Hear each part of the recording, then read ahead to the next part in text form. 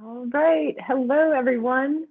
Some of you, I'm sure, know me. My name is Leah Webb, and I'm one of the authors with Chelsea Green Publishing. I have written this wonderful book that is super dirty and covered in food. I even use my own cookbook, as sad as that sounds. But this is the grain-free, sugar-free, dairy-free family cookbook. And this is a book that I wrote about the diet that I have used for, or that I'm continue to use as well for my two children. I have a son who has severe food allergies and asthma, and he is anaphylactic to wheat, so we absolutely never eat gluten. And then my daughter has cystic fibrosis, which is a genetic disease impacting the lungs and pancreas. And so having these two kids with these unique medical needs, I felt that diet was a really important part of their integrative care. And so I started cooking pretty much everything from scratch. But as a result, I also started driving myself crazy because, as you know, cooking from scratch takes a huge time investment. And I believe that a balanced approach to health involves food, exercise, rest, all of these different pieces. And when I was spending all of this time in the kitchen, it felt like this was unsustainable over the long term. So what I did is I developed a kind of I loosely call this a technique. It's a technique for meal planning and prep that you can use different parts of it, the whole thing. And the purpose was to streamline the food prep process for my family so that we were able to continue eating all of these really nutrient dense foods, but doing it in a way that took less time in the kitchen. And so some of those techniques I'm going to be sharing with you today.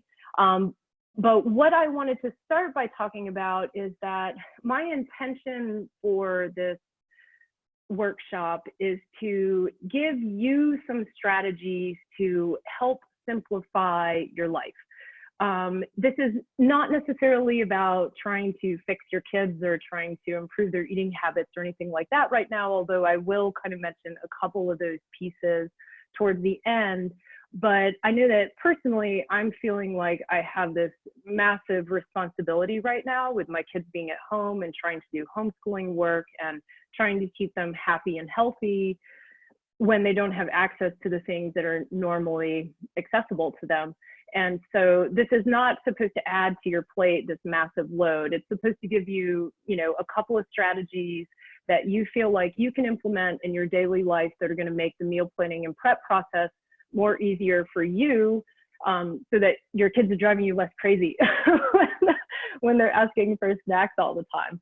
And so in that, I would also like to remind everybody that anytime you're making a change in your life, it takes practice, right? So even these like self-help techniques that people recommend and, in meal planning and prep, I would consider this to be a self-help technique. This is something that does improve your life because you feel better. You get to enjoy the benefits of all these really tasty, delicious, and nourishing foods. So I do consider this to be something that you're doing for yourself, but I also know that it takes time to get to that point. So it's taken me years to get to the point where I'm at, and I still mess things up every day almost. So I want you to hear this information, but know that it's pretty impossible to start doing it all at once, right? Like maybe you'll pick out, I'm also a certified health coach, and when you coach people, you talk about picking out, 1 to 3 things that you're going to work on at a time. And so that's how I would like you to approach this talk, in that you may not be in a place, especially with this extra workload that you have as a parent, that you may not be able to do all of these techniques, but you might be able to do some. And that's what I would like you to focus on. And so I'm going to talk about, I've got some notes here. So if you look at me kind of looking up and down, that's why. But basically, I'm going to have 3 parts to this. And first, I'm going to talk about the importance of having a mealtime schedule, why it's important to me and why I think that you may also benefit from it. Next, I'm going to talk about some simple meal planning strategies, including intake estimates. And I have been collecting questions from people, and I tried to answer those throughout. But if I didn't, I'm going to be taking questions at the end. So feel free to ask, and I'll try to allow 15 minutes at the end to go over that. And then I also want to touch on some techniques that you can use to help broaden your child's diet and then what's some of the language that we can be using when we're talking to kids about food now and just on a regular basis. So first thing, in starting with those 3 parts, so first I want to talk about the benefit of mealtime schedules. And this is for my sanity. That's why I am maintaining a schedule with my kids, is because otherwise they do this thing that I call, they're going to snack me to death. And I'm guessing your kids will do the same, where it's like, I want a snack. You know, they ask for snacks all day. And even with creating this schedule, they still do it, because my 7-year-old, he has a better grasp on time. My 4-year-old does not. So it's not like this totally fixes the problem, but it does make it a lot easier. And so the reason that I think a mealtime schedule is important is because, for one, if your kids are normally at school or daycare or preschool, wherever they usually were, they maintain a schedule. So when your kids are constantly asking you for a snack, I mean, sometimes it's going to happen every like 30 to 45 to 60 minutes. They're probably not hungry. They're just probably bored. And sometimes it's okay to eat when you're bored. I'm not, we'll save that for another conversation.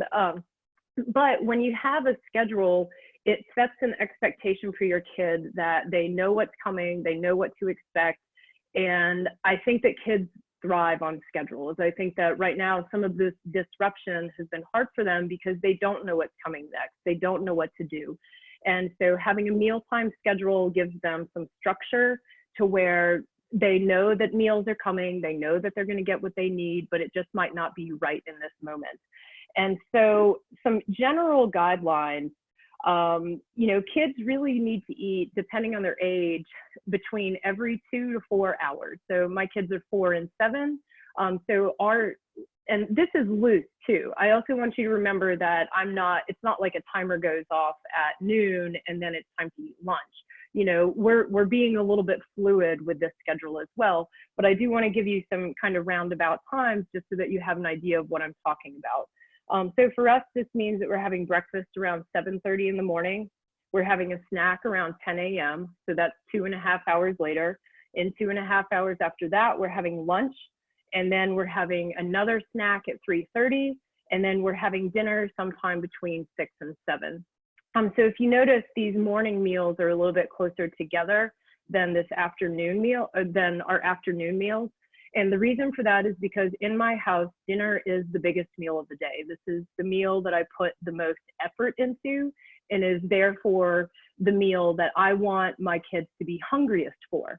And so if I am feeding them every hour or every hour and a half, what ends up happening is that by the time I'm presenting this meal that took all of this effort, then they're not hungry enough to eat it. The same is true that if you're giving your kids a lot of calorie-rich beverages, this is especially true for them drinking milk. If they're drinking these calorie-rich beverages, they're getting their calories spread out throughout the day, which means they're not likely going to be hungry when it gets to be dinner time. So if your schedule is opposite and that breakfast is the biggest meal of the day, you may want your meals further apart in the morning and maybe have them closer together in the evening. So it's really up to you. But there is this saying that is so true, even for children, that says hunger is the best sauce. And this is one of the tools that I use in helping my kids expand their diets, is that I don't fill them up with snacks. I try to make sure that they're actually hungry when it's time to eat later in the day. So that's why I think that meal schedules are extremely important. So if you have any questions about that, be sure to ask and I can answer them at the end. Okay, so moving into the next part of this, and I am going to try to move through this fairly quickly, simply because I know that as parents, we don't have a lot of extra time right now. So I'm really just trying to pick out the pieces that I think are most important. So this next one is talking about simple meal planning strategies. And within this, I'm also going to be talking about estimating intake so that you can be doing a better job of only going to the grocery store, going to the grocery store as little as you possibly can right now, right? Because that's what we're all supposed to be doing. And everybody has varying access to different foods. And so if we can get a grasp on how much it is that we actually need to be buying, it can help us, it can just help you tremendously. It also helps cut down on stress. I know that that's one of the things I keep hearing from people recently, is that they're feeling a lot of food stress right now, and that some of the things that they can't normally access, they're unable to. I even have friends who went and bought 3 milk goats because she was afraid they're going to run out of food. So you are not alone. Other people are feeling that stress as well. So in meal planning strategies, and this will be the biggest part that I talk about for all of this. And I want to start by talking about what I consider to be a basic meal, like what it is that I'm aiming for when I'm making my meal plan. And that's that I want to have a protein, a non-starchy vegetable. So that could, usually that's something green, but it can also be something like cauliflower. I mean, there's lots of non-starchy vegetable options out there. A carb, and for us, because we don't eat a lot of greens, that's generally going to be things like sweet potatoes, beets, winter squash. You know, we do eat some grains. I'm a little bit particular about how they're processed and things like that, but you know, so I'm trying to get that carb in there too. I'm also trying to get a fat. So when I am feeding children, I'm thinking about a complete meal, a balanced meal. It's got carbs, fats, proteins. It's got all, and then all of those vitamins and minerals and fiber that you can get from these non-starchy vegetables. So that's what I'm thinking of when I'm thinking of my meals. When it comes to breakfast, I'm only going to be planning to have 2 to 3 different breakfasts for the entire week. And the reason for that is that most people eat the same thing every single day. We're eating for breakfast when it comes to that. You know, I tend to eat eggs and vegetables pretty much every single morning. People are usually pretty comfortable with eating the same breakfast again and again. So figure out how much diversity you need to keep your family happy, and then plan those breakfasts. Think about how much you eat every single day, multiply it by those numbers of days, and that's how you can start to get some of these estimates. So for example, let me make sure, yeah, so for example, if you're talking about eggs, you know, so we will eat 2 eggs per person per day. So if we're going to be eating that 7 days a week, that comes out to 56 eggs. So that's 4.5 dozen, that's over 4.5 dozen eggs, plus whatever eggs I need for baking if I'm going to be making muffins or something like that. So eggs are something, you know, when we have chickens now, because I realize how many eggs we actually consume in a week. And so think of things that way. When I make muffins, I'm never going to make just 24, or I'm never going to make just 12 muffins. I'm always going to make 24. Because my kids, sometimes my son, especially my 7-year-old, he could eat 3 muffins in the morning. You know, if he's eating 3 muffins in the morning, those 24 muffins are going to be gone before I know it. So what I've learned from thinking in this way, from trying to think about, well, how much do they eat at once, and then multiplying that for as many days as I want them to eat it, is that the quantity is much greater than you would expect. So I do have 4 weeks of meal plans in my book, and I have shopping lists to go along with these. And some of the feedback that I get sometimes is that people saw these lists and thought what an enormous amount of food it was, and my family would never eat this, but then they did. And the reason is that people are so used to going to the grocery store multiple times a week that they don't realize the cumulative amount of food that they're actually buying. And, you know, if you're using some of these packaged processed foods, those do take the place of some of these fresh foods. So when you're cooking lots of fresh foods, it's a large quantity. So one thing I did want to address, because I did use eggs as an example, I've been told that some people are only able to access, you know, they have very limited egg access. Like they can only get 1 or 2 dozen per week. That's all that's allowed at the grocery store. So if you know that, then you need to plan, you can plan for those number of breakfasts using the number of eggs that you know that you're going to get, but then you need to plan something else and then do the same thing, do the math, do the calculation. And if you can plan some type of meal that's got some flexibility in it, that will be easier when you go to the grocery store. So for example, if you plan, you know, I've got a recipe for a probiotic pork and vegetable mix, and a lot of my recipes are really flexible. It's like, you know, if you don't have this, just sub this in. If you don't have cabbage, use collards. If there's no collards, use beet greens. If there aren't beet greens, you know, use something else. And so if you can have some flexibility in what you plan, that will help you at the grocery store, especially right now. I do also want to remind people this is a really great time to see what is available locally from your local farms. I know that our farmers market, Transylvania County Farmers Market, has really stepped it up and has made some pretty substantial changes in the way that food is being able to be accessed. And so going to the farmers market feels like a really safe option to me. It feels a lot safer than actually going to a grocery store. So another example of a breakfast, so there's another kind of food estimate that I do. Sometimes we do eat some oats, and I do soak and ferment these before we eat them. You can get more information about that online, or you can find that information in my cookbook as to why that's important. But with this example, if I'm going to make oats, I make this entire thing. And the reason for that is because there are 21 servings. So for a family of 4, that's 5 days worth of food. But that's also if we're only eating 1 serving worth, which 1 serving only has 150 calories in it.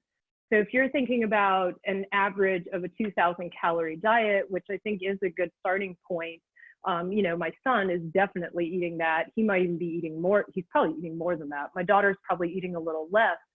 Then you can see how quickly this would actually go. So oats are something that when you cook them, you can put them in the fridge when they're done, or you can freeze them for a later date. But you can reheat them on the stovetop incredibly easy. And especially since I'm soaking, fermenting, and then I'm using the steel cut oats that are a little bit bigger, take longer to cook. If I'm making this every single morning, this is a lot more of an effort than rather just taking it out of a pot, putting it into a smaller pot, and just heating up the portion that we're going to use for the day. So in order to make this more calorically dense, I'm adding things like nuts, seeds, coconut milk in the place of some of the water. And then, like I said, when I am building my meals, I am thinking about non-starchy vegetables. And breakfast is no exception. And so one of the things that I do with oats is I actually dump in an entire bag of riced cauliflower, and you will have no idea that it's even in there. And so then I kind of have this big bulky breakfast with lots of fiber. It's got vegetables, nuts, seeds, fat. And so this is something that could help fill us up a little bit more. So hopefully that gives you an example of, you know, rethinking this idea of quantity and rethinking, okay, well, how much do we actually need? So for dinners, so I told you for breakfast, I'm really just planning a couple things. You know, I'm planning 2 to 3 different breakfasts for the week, you know, 3 if my family's lucky, but usually it's closer to 2, sometimes just 1. So, but with dinners, I do those a little different because people do like a little bit more variety when it comes to dinner. And I'm only planning for 5 dinners every week. And then I also plan for a free night, which for us, our free night hasn't actually changed very much. Actually, it's changed none at all since this whole thing has happened. And that's every single Friday we have frozen pizza and movie night. And the reason for that is because I do cook so much from scratch, and because of my son's allergy, eating out is a really challenging thing for us. And so I get tired of cooking. Like, yeah, I'm great at this, and most days I think that it's joyful, but that's not the case all the time. And I have found that if I have a built-in free night, then I do a lot better with it. And, you know, if I'm totally honest with you, I start looking forward to Friday night pizzas like Saturday morning. So, you know, because that's my night where I get off, you know, I don't have to do anything. I already know what we're going to have. You know, we're all going to sit down and watch a movie. It's, you know, it's a good thing to look forward to. But so we plan for a free night. So under normal circumstances, that could be that you're going out to eat. I know that some restaurants you can still do pickup. You can do some type of frozen meal that you feel is acceptable. So that free night, I do think is important. But then there's other 5 nights. The reason there's not a 6th night planned is because that 6th night, I can count, I promise. That 6th night is like 4-year-old math, right? I've been doing some of that recently. So for that 6th night, we're eating leftovers. So there's always something left over at the end of the week. And so I like to have a day where it's dedicated to just kind of scrounging around in the fridge and finding whatever we can. Now with these dinners, I'm doing two different things with them. For one, I'm cooking enough that we can also then eat that food for lunch. So we are pretty much always eating leftovers for lunch. And this is true now, this is true when my kids are in school. I mean, the foods that I pack in their lunch boxes occasionally are a little weird. And it's because I use leftovers, and and I do have some different lunch boxes where I can heat those things up and it stays warm, but I guess that's kind of irrelevant information right now. So when you're thinking about making these dinners, I think about, well, how many times are we willing to eat this? So if I'm making something like mashed sweet potatoes, we're willing to eat that multiple times. My kids are willing to eat that multiple times. So I'm going to make a lot. I'm going to estimate that each person is going to have about one sweet potato, and this depends on the number, on the size. Sweet potatoes have pretty big range in size. And then I'm just going to double that so that we have enough for lunch the next day. The other thing that you can do with this is that you can think, well, am I making something that can be frozen? And this is especially true for prepared meats, especially like pulled meats, like pulled chicken, pulled beef, things that you're cooking in a pressure cooker or a slow cooker, something like that.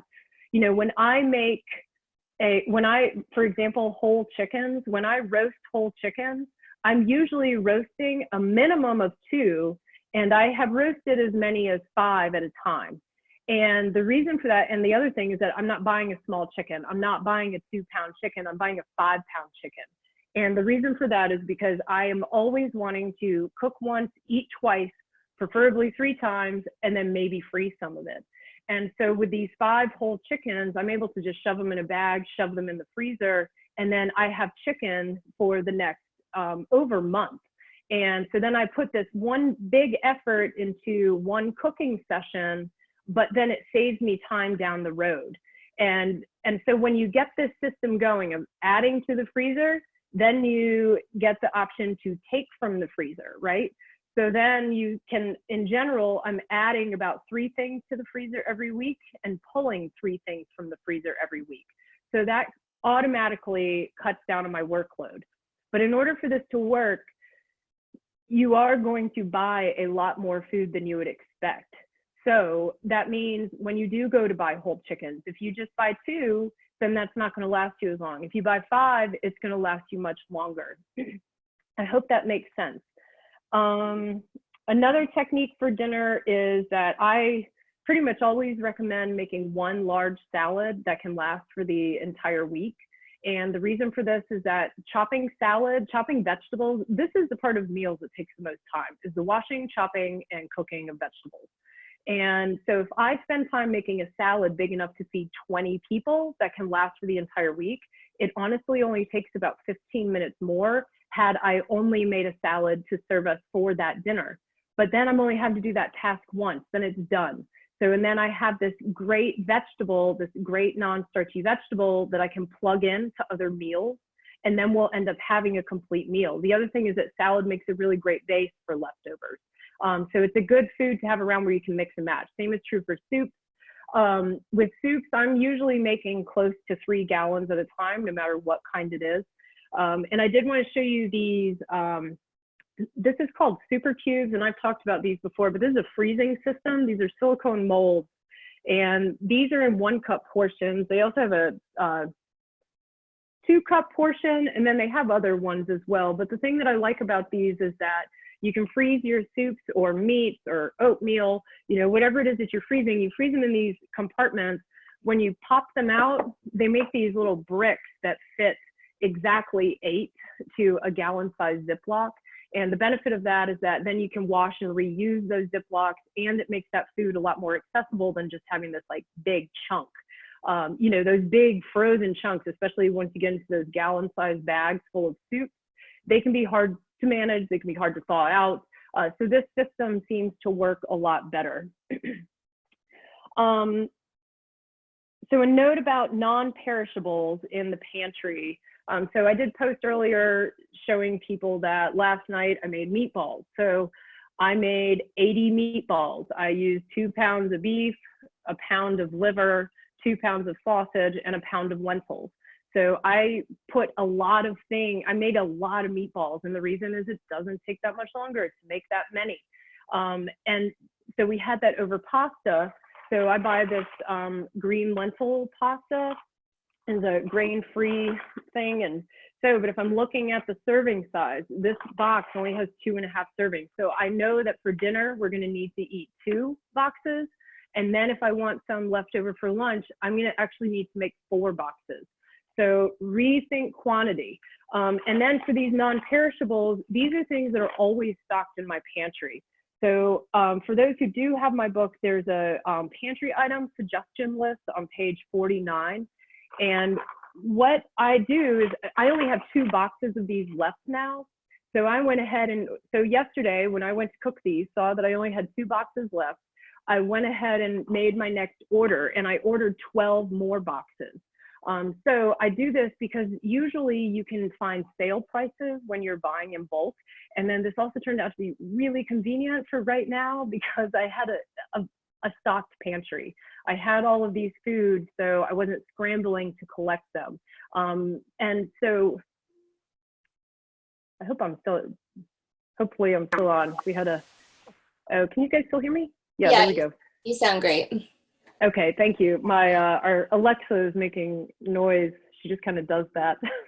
So another example of that for a non-perishable, like when I'm buying tuna. So this is a case of tuna. This is something that was already in my pantry. So I found this, I bought this when it was on sale. I put it in the pantry. So, you know, the reason that I started doing this is because it saves so much money, but then it also makes cooking a lot easier because, you know, then when I go to the grocery store, I'm not buying quite as much in that shopping trip, you know, because when I am buying stuff, I'm buying so much of it. And it's a huge pain in the butt. It's a huge effort. So if I have cases of things, or if I have 12 boxes of pasta, or, you know, those are little things that I don't have to worry about. And so there's a whole list of things that you can look at, things like olives, mayonnaise, peanut butter. Those are things that I just keep stocked. So look for large quantities of those things in trying to feed your family. Okay, so same is true about freezers. So I'm buying all my meats in bulk. I'm buying them from local farms. When you buy them in bulk, you generally get a discount on them. Not always, that's up to the farmer. I know that these things are expensive, but they are also incredibly valuable. And I think that hands down, buying local meat is one of the best things you can do for your health and the environment. So with snacks, I hear that word like all day. And so the schedule helps for sure. Another thing that helps with the snacks is that I really try to focus on having a protein in there. So oftentimes kids left to their own devices will pretty much just eat carb, sugar, sugar, sugar.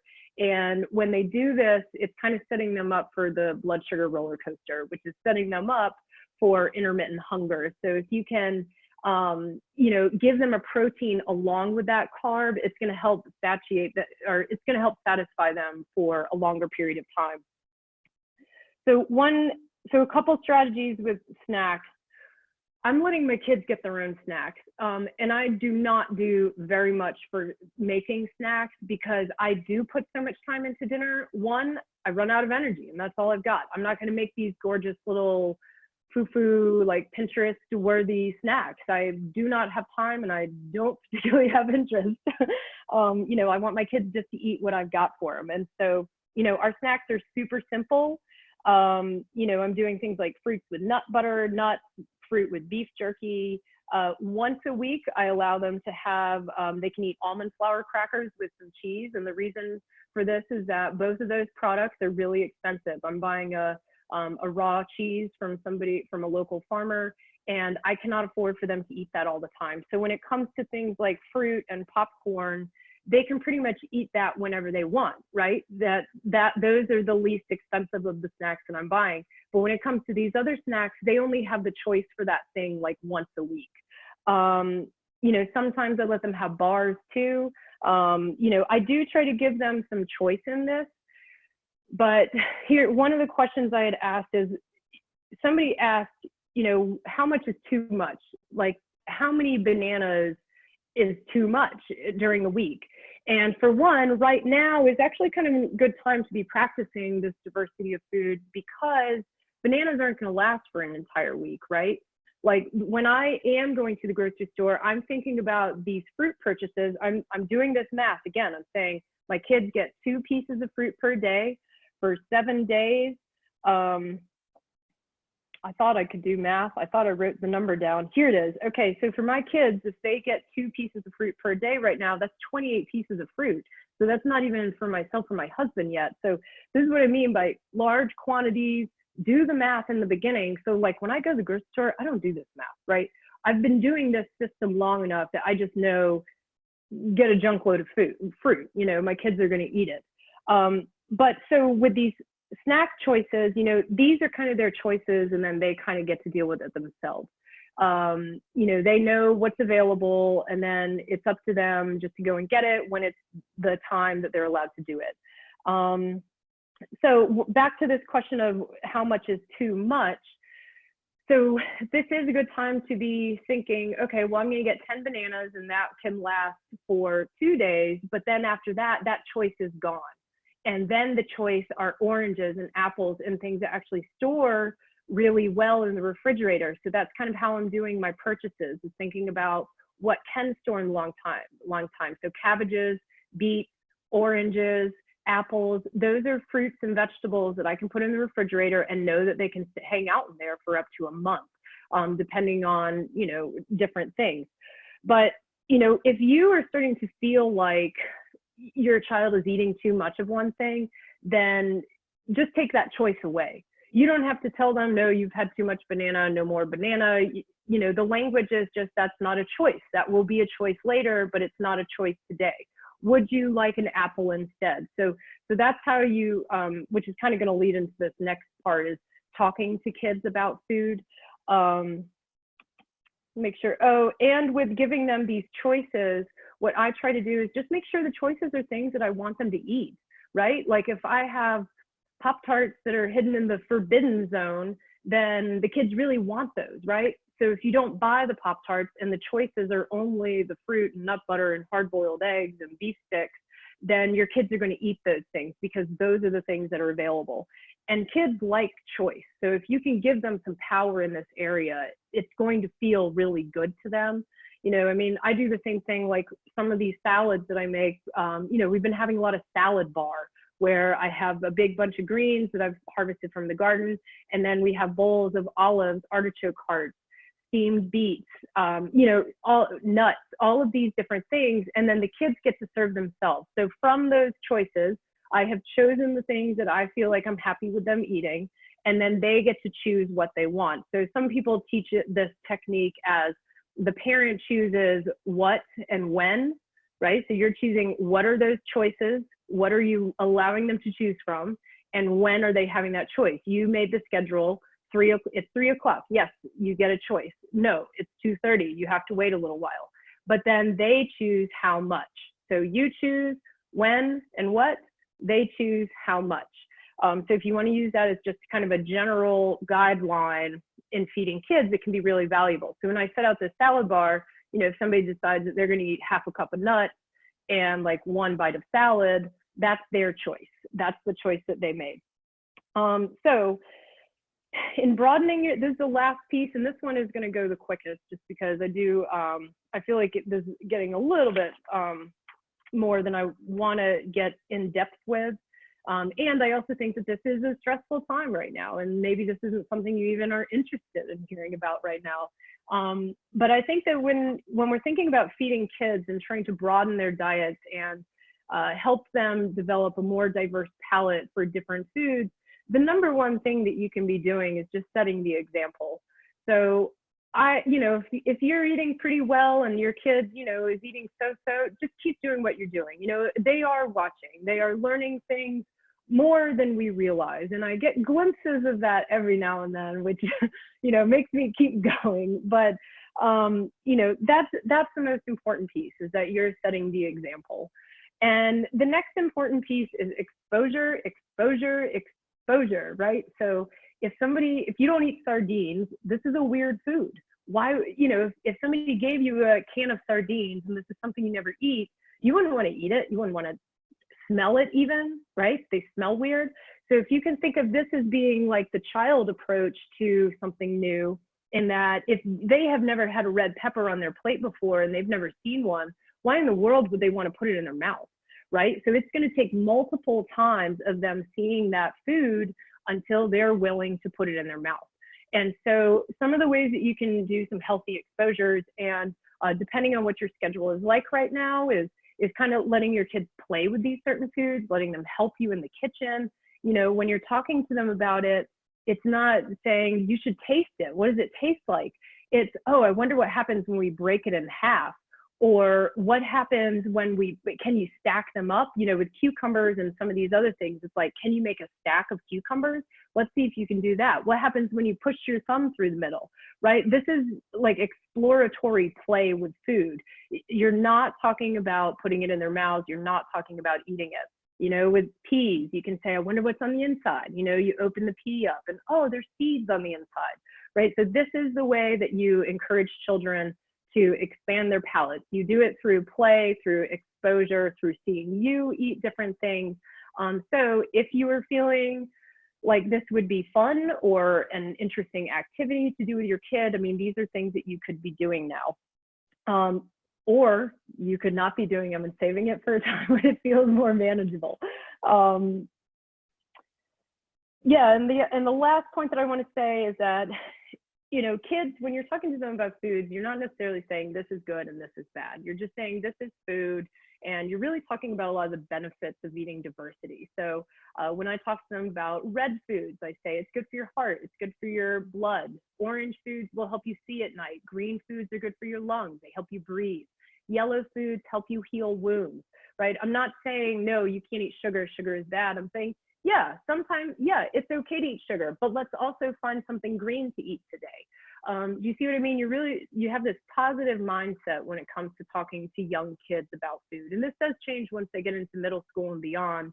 But because I did specifically say we're talking about younger kids, you know, this is the language that you use. And if right now you're not able to access the foods that they want in the quantity that they want, just simply saying something to the extent of, well, it's not a choice today, but it will be a choice later. We have plenty of food. These are your choices instead, right? So that they're not feeling like there's a real lack of food. They're just feeling like that particular choice is not available in this moment. So hopefully everyone found something in there that is helpful to them. All right, well, I really appreciate people tuning in for this 40 minutes. And if you think of something later, you're always welcome to send me an email or a message, and yeah, get in touch with me that way.